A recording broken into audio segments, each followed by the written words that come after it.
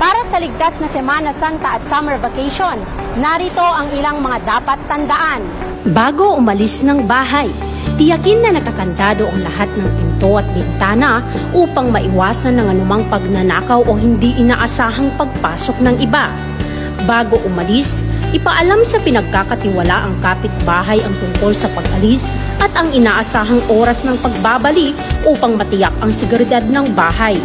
Patayin ang pangunahing switch ng kuryente at tubig upang maiwasan ng anumang aksidente o insidente habang wala kayo.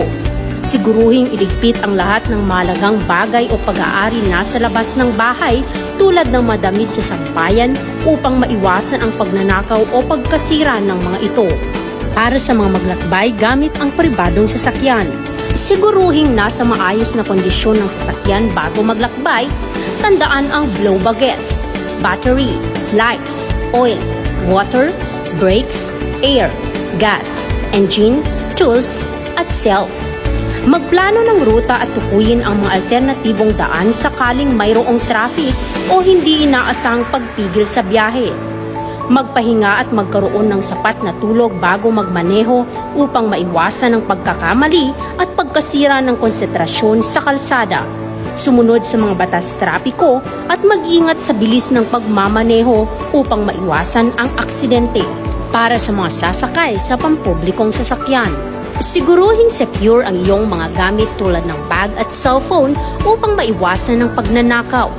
Iwasang magdala ng maraming gamit o bagay na hindi kinakailangan para maiwasan ang pagkawala ng mga ito.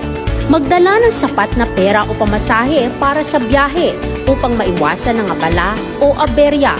Maging alerto sa iyong paligid at sa mga tao sa paligid mo. Kung mayroong hindi ka nais-nais na pangyayari, agad na magsumbong sa mga otoridad o sa mga police assistance desk na nakatalaga sa bawat istasyon. Alamin ang mga ruta, oras ng biyahe at iba pang mahalagang impormasyon bago magtungo sa iyong destinasyon. Mainam na dumating ng mas maaga sa istasyon ng bus, tren, pier at paliparan upang maayos ang iyong mga gamit at maiwasan ang siksikan. Mula dito sa gitnang Luzon, ako ang inyong PNN correspondent, Patrolwoman Lixen Reyes A. Saweran, alagad ng batas, tagataguyod ng Balitang Pulis.